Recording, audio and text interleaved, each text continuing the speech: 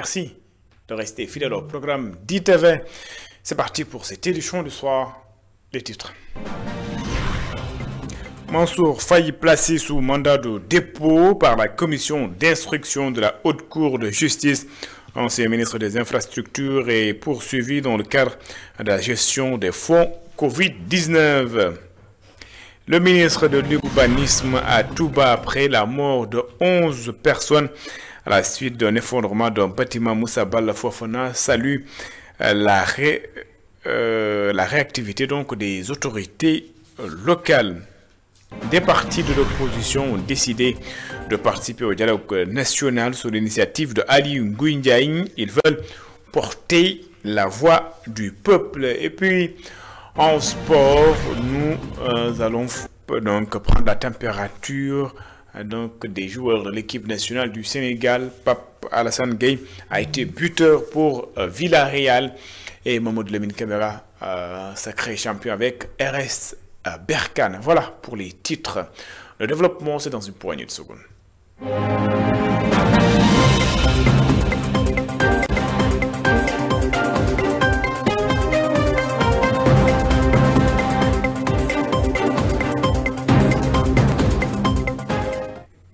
Bonsoir et bienvenue. Amadou Mansour Faye, ancien ministre du Développement communautaire, ancien ministre des Infrastructures, a été placé sous mandat de dépôt. Mansour Faye va donc passer sa première nuit en prison. Le maire de Saint-Louis est poursuivi dans une affaire de gestion des fonds force Covid-19 sur une enveloppe d'au moins de 2 milliards de francs CFA. Amadou Mansour Faye, qui a donc devant la commission d'instruction estimé qu'il n'a rien à se reprocher. Retenez également que la commission d'instruction a refusé le questionnement de l'ancien ministre qui a été donc placé sous mandat de dépôt. Après la mort de 11 personnes dans un effondrement de bâtiment à Touba, le ministre de l'Urbanisme s'est rendu sur les lieux pour s'inquiéter de la situation. Moussa Balla Fofana a salué la démarche des autorités locales et promet de mesures pour lutter contre ce phénomène. Moussa Balla Fofana est au micro de Gorandaklo et de Mbaïsek. Ce qui s'est passé quand nous avons été informés hier en mi-journée, nous avons envoyé. Déjà, nous saluons la mobilisation de l'ensemble du dispositif régional. Sapeurs-pompiers, la police, la gendarmerie, nos autorités, la mairie, tous ont été sur place pour apporter secours et gérer ce bilan du mieux qu'on pouvait par rapport à la gravité de la situation. C'est en fin de soirée que nous avons pu stabiliser la situation. Nous avons aujourd'hui quand même un niveau de victimes assez élevé et des blessés. C'est pour ça que ce matin, il était important pour nous de venir confirmer les états de fait qu'on avait déjà durant la soirée. Nous avons pu constater sur les lieux le premier rapport technique sur les manquements. Premièrement, nous avons constaté que la réalisation du bâtiment a suivi un rythme très rapide. Parce qu'en l'espace de 5-6 mois, 7 mois, ériger un R+3 avec autant de rapidité, sans laisser à la structure le temps de se solidifier, est déjà un problème. Les autres éléments qu'on a pu constater, toujours dans l'analyse préliminaire et qui est à confirmer, c'est l'état des matériaux de construction, un ciment, un mélange qui n'a pas forcément les qualités requises, mais surtout un problème de structure qui se voit déjà. Autant de points qui montrent qu'il était important, avant de se prononcer sur la situation, de prendre le temps non seulement de sauver les vies, mais de faire un premier diagnostic qui repose sur du juste et sur du vrai. L'entreprise qui était responsable de ce chantier a déjà eu dernièrement à faire l'objet de constats et d'erreurs quand même assez complexes par rapport à la mise en œuvre. Ce qui montre encore une fois que nous devons redoubler de vigilance quant au contrôle des travaux. L'option que nous avons et qui est la meilleure option jusqu'à date, c'est de renforcer nos municipalités avec les services techniques d'urbanisme opérationnel et d'ingénieurs et de techniciens du BTP, parce que c'est au niveau communal que nous pouvons suivre l'ensemble des travaux en cours pour le reste des délais, respect des matériaux et contrôle de ce qui se fait réellement. Mais il faut dire qu'aujourd'hui, notre décentralisation ne prévoit pas dans les organigrammes l'obligation d'avoir un tel bureau et avoir cette telle capacité. Je le disais en titre, des membres de l'opposition, sous l'initiative d'Ali Ngouille, ont décidé de participer au dialogue sur le système politique. Ils entendent porter la voix du peuple. L'ancien ministre Sambassi souligne toutefois que la manière dont le dialogue a été organisé ne répond pas aux critères requis pour une concertation inclusive. Sambassi, ancien ministre du Travail, est au micro de Yadifal et de Mafalfal. Comme vous le savez, notre pays va, ce 28 mai 2025, à un dialogue dit national portant sur le système politique. Les partis membres de l'opposition de notre pays ont décidé de répondre oui à l'invitation du gouvernement. Nous avons répondu oui au vu de la gravité de la situation nationale. Nous avons répondu oui parce que l'existence des Sénégalais est bien rude. Nous avons répondu oui parce que même si d'aucuns peuvent ne pas le percevoir, ce qui se joue en termes de destin national est d'une gravité extrême. Voilà pourquoi, sans prétendre dire que nous sommes toute l'opposition, une bonne partie de l'opposition de notre pays s'est retrouvée pour discuter et s'accorder sur un certain nombre de points qui sont des points essentiels. À l'heure où je vous parle, les points soumis à l'ordre du jour sont ceux que vous connaissez. Ils ne semblent pas embrasser les questions économiques et sociales, alors que l'urgence nationale commandait également qu'on en discutât. Mais malgré tout, en signe de bonne volonté, nous avons décidé d'aller à ce dialogue national pour y porter la parole des Sénégalaises et des Sénégalais, pour dire notre sentiment quant aux libertés, pour dire nos sentiments quant à notre pratique de la justice, pour dire notre sentiment quant au sort brutal qui est fait aux femmes et aux hommes de presse, bref, pour parler encore une fois du quotidien de nos compatriotes. Nous avons tenu à nous retrouver pour discuter entre nous et nous avons arrêté un certain nombre de points de vue qui seront présentés à l'occasion de ce dialogue. Le consortium des organisations de la société civile rappelle sa démarche et insiste sur l'importance de faire du dialogue un véritable levier de transparence. La société civile veut que cette fois-ci, que les conclusions soient appliquées. Ses membres invitent d'ailleurs l'Alliance pour la République à revoir sa position de ne pas participer au dialogue. Elisabeth Grastine et Selma Diallo. Le consortium de la société civile pour le dialogue national est revenu sur sa démarche en détaillant les propositions formulées autour de plusieurs axes. Un atelier d'harmonisation des positions a été organisé avec pour objectif de formuler une contribution concertée sur les réformes prioritaires à travers la compilation de diverses productions de plaidoyer, dont on peut citer le livre blanc qui avait été édité donc par le COSC, sur les réformes démocratiques à envisager, le cahier des recommandations du GRADEC et de l'ONG 3D. Cette démarche vise à faire entendre une voix unifiée sur les enjeux de gouvernance, de transparence électorale, d'équité sociale et de participation citoyenne. Le consortium a également réagi à la décision d'une partie de l'opposition, notamment l'APR, de boycotter le dialogue national. Une décision qu'il dit regretter tout en expliquant les causes. L'APR fait partie du FDR. Et donc, de la même manière que les autres partis, ils avaient estimé qu'on devait leur donner une invitation avant même de se prononcer sur le dialogue. On s'est rapproché du ministre de l'Intérieur qui leur a envoyé aussitôt 3 invitations. L'appel recuse toujours le facilitateur du dialogue. Les derniers griefs, c'était lié au fait qu'on ne peut pas dialoguer pendant qu'on emprisonne leurs partisans. Face aux enjeux du moment, la société civile résume ses attentes en un slogan évocateur. Ensemble, faisons du dialogue un levier de transformation et non une formalité de plus. Nos attentes vis-à-vis de ce dialogue sont simples. On veut qu'elle soit un dialogue qui apporte un plus à notre quotient démocratique. Nous voulions que toutes les difficultés que nous avons eu à rencontrer pendant les élections précédentes soient diagnostiquées sans complaisance, comme nous l'avons fait, pour que des propositions de réforme soient adoptées afin qu'on ne revive plus ce qu'on a vécu ces dernières années. À 2 jours du dialogue, le consortium tient à rappeler l'importance du processus et met en garde. Les conclusions du dialogue national ne doivent pas être rangées dans les tiroirs, mais traduites en actions concrètes.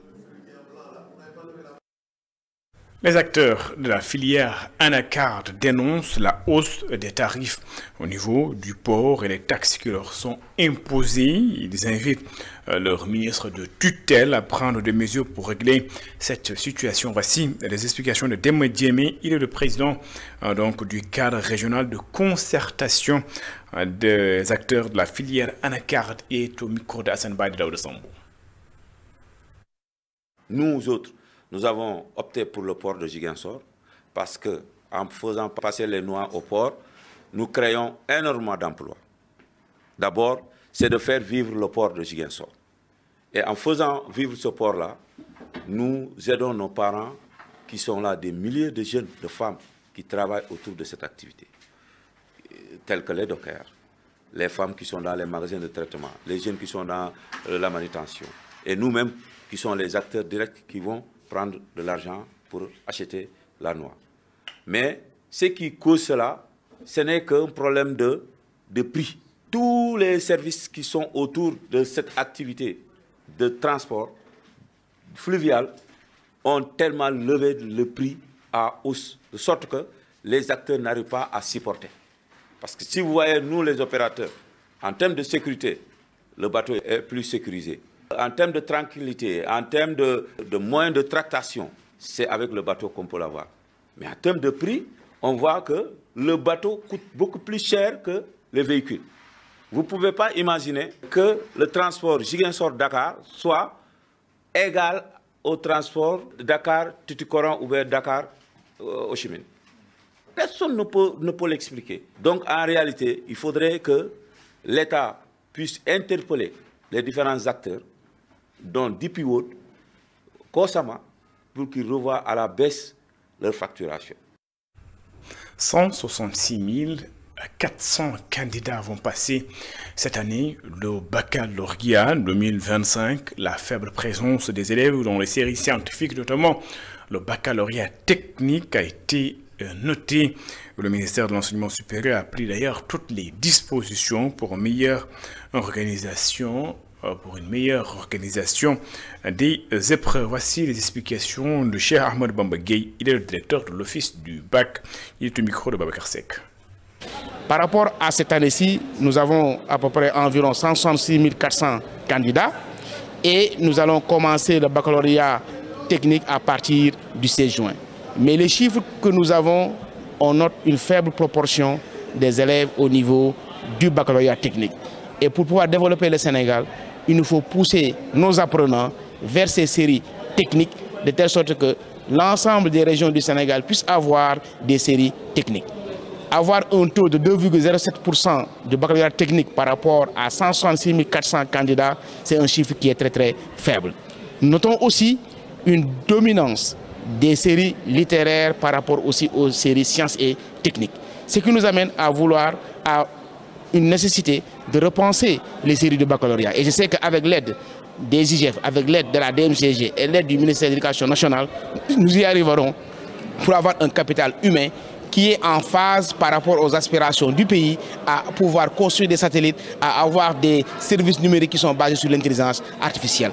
Le baccalauréat va commencer le 16 juin pour le baccalauréat technique et le baccalauréat général, ce sera le 1er juillet et la session de remplacement aura lieu le 1er octobre. Nous remercions les membres de la presse qui nous épaulent, qui nous permettent de transmettre ces informations. Donc une dernière information, dites à vos élèves, chers parents, de ne pas apporter des objets connectés au niveau du centre d'examen. Installation d'un centre d'enfouissement de déchets. Les habitants de Mbut, c'est dans la commune de Bambilor, continuent de s'opposer au projet. Selon eux, le site qui a été choisi est proche des zones agricoles. Cela risque d'ailleurs d'avoir des conséquences sur les rendements, mais notamment l'environnement. Ils invitent les autorités à discuter d'abord avec les populations avant toute prise de décision. Voici Salou Djong, il est le coordinateur du collectif citoyen pour la préservation des intérêts de Mbut. Il est interrogé par Papa Karsek. Ce projet que nous dénonçons depuis son annonce présente de graves risques pour l'environnement, la santé publique. Il a été conçu sans concertation réelle avec les populations concernées, bafouant ainsi les principes fondamentaux de la démocratie participative et de la transparence. Les jeunes qui ont été arrêtés, dont le président de l'ASC Pentem Guiren, sont des citoyens engagés. Leur interpellation brutale par les forces de l'ordre constitue une tentative inacceptable d'intimidation et un recul alarmant des libertés fondamentales dans notre pays. Et sur ce, nous exigeons la suspension du projet de ce CIVD jusqu'à la tenue d'une évaluation environnementale indépendante et participative. Nous exigeons également l'ouverture d'un dialogue inclusif avec les autorités locales, les experts et les populations pour examiner des alternatives respectueuses de l'environnement et des droits des citoyens. Le collectif réaffirme son engagement indéfectible pour la protection de l'environnement, la justice sociale et la dignité des habitants de Bambilor et ses environs. Nous appelons à la solidarité nationale et internationale pour soutenir notre combat. Et également, nous faisons un appel solennel à son Excellence, M. Bassirou Diomaye Diakhar Faye, pour venir ici s'enquérir de la situation afin de réorienter ce projet vers un autre site plus approprié. Opération d'assainissement initiée par le préfet de Guinguinéo à la gare ferroviaire, c'est pour lutter contre l'insécurité. Un dispositif d'éclairage public sera mis en place. Les autorités ont saisi l'occasion pour aménager la place publique. Mariam Anne est préfet de Guinguinéo et est au micro de Sékou Diallo. Malheureusement, ces derniers jours, on a connu un événement tragique qui a coûté la vie à une dame qui traversait la gare ferroviaire de Guinguinéo, qui est à l'arrêt depuis plus de 20 ans. Et avec beaucoup de bâtiments qui sont actuellement en ruine, une insécurité totale, et avec la traversée des populations pour rejoindre un quartier, nous pose beaucoup de problèmes. Alors, depuis cet événement, nous avons pris des dispositions, des instructions ont été données aux forces de défense et de sécurité pour davantage renforcer la sécurité au niveau de la dite gare, en espérant bien entendu que la Société nationale des chemins de fer, qui est responsable de cette infrastructure, prendra les dispositions nécessaires avec l'accompagnement des plus hautes autorités pour pouvoir relancer ce trafic ferroviaire qui d'antan était en tout cas une activité qui faisait vivre économiquement la commune de Guinguinéo. En attendant, à un niveau opérationnel, j'ai mobilisé l'ensemble des parties prenantes, l'ensemble des acteurs au niveau de la commune pour qu'on se donne la main avec l'appui de la zone militaire numéro 3 pour qu'on fasse une grande activité d'assainissement pour élaguer les herbes qui sont au niveau de la dite gare, essayer d'implanter, ne serait-ce que pour provisoirement, un éclairage pour permettre en tout cas aux populations de pouvoir traverser l'infrastructure dans les conditions les plus sereines possibles. Nous avons constaté que la commune de Guinguinéo, qui est une grande commune quand même, n'a pas d'espace public. Pour les enfants et même pour les populations, au moins des espaces ludiques où ils peuvent se détendre et s'amuser. Première édition du salon culinaire, l'accent est mis sur l'autonomisation des femmes sur le plan économique. L'événement est aussi une vitrine pour la promotion des plats et produits locaux. La DER a accompagné au moins plus de 6000 acteurs transformatrices avec une enveloppe de 2,8 milliards de francs CFA. Satou Diba et Cheikh Hamad Diouf pour le compte rendu. Plus de 300 acteurs de l'Union nationale des femmes restauratrices du Sénégal, UNAFRES, se sont donné rendez-vous au Musée des civilisations noires pour la première édition du salon culinaire qui regroupe les 14 régions du Sénégal avec l'appui de la DER/FJ. Plus de 6000 acteurs transformatrices ont été soutenus pour une enveloppe de 2,8 milliards de francs CFA qui a été dégagée. Avec ce salon, nous disons haut et fort que nous n'avons rien à envier aux tables du monde. Nos plats, nos produits, nos recettes sont le fruit d'une terre généreuse. Ce salon est un hommage à ces femmes restauratrices, à ces transformateurs du quotidien, à ces mains invisibles qui nourrissent le Sénégal. C'est aussi un lieu de rencontre, d'apprentissage, de projection, un espace pour repenser l'alimentation. Nous avons déjà soutenu plus de 6000 entrepreneurs du secteur de la transformation alimentaire, en particulier de la restauration, avec près de 2,8 milliards financés. Et ce n'est qu'un début. La première dame plaide pour une souveraineté alimentaire portée par les femmes. Selon elle, ce salon dépasse l'aspect culinaire. C'est une vitrine pour l'autonomisation économique des femmes sénégalaises. Le thème de cette édition, souveraineté alimentaire et valorisation des produits locaux et levier d'autonomisation économique des femmes, est profondément évocateur. Il exprime une volonté politique, un choix économique, mais aussi une vision sociale, celle d'un Sénégal qui reconnaît que l'autonomisation des femmes passe, entre autres, par le renforcement de leur rôle dans la chaîne de valeur agroalimentaire du champ de l'assiette. Nous ne pouvons plus ignorer la capacité de transformation et l'innovation de nos entrepreneurs. Elles sont aujourd'hui prêtes, outillées, déterminées à faire partie de la solution. Rosalie Diédhiou, bénéficiaire, magnifie l'initiative. C'est d'ailleurs grâce à un financement de la DER qu'elle a créé son entreprise. Ça m'a permis de développer tout ce qui était matériel et de pouvoir recruter, parce que le secteur de la boulangerie est un secteur très très difficile en tant que femme, diriger aussi des hommes. Ça fait 7 ans que tous les jours, je me lève à 1h du matin, mais je le fais avec joie. La première édition du salon culinaire a été une occasion pour les participantes de montrer leur savoir-faire. Les acteurs plaident également pour un meilleur accompagnement des femmes. La région de Thiès qui a remporté le premier prix de l'innovation, Matam et Ziguinchor, successivement classés 2e et 3e. Exposition sans lui, l'initiative de la coopérative espagnole et le centre de recherche et de documentation. C'est pour mettre en valeur la photographie et faire connaître de nouveaux talents. Les organisateurs veulent également faire de la photographie un moyen d'expression en Afrique, n'est-ce pas, Momar Alissignon? Gardien de la mémoire, les photographes de Saint-Louis de 1940 à aujourd'hui. Tel est le thème de l'exposition qui se tient présentement au musée de la photographie de la capitale du Nord et qui réunit 11 photographes. Vous savez que les Saint-Louisiens aimaient à l'époque où il n'y avait pas tellement de photographes qui se promenaient dans la ville comme ça. Tous les gens avaient des studios.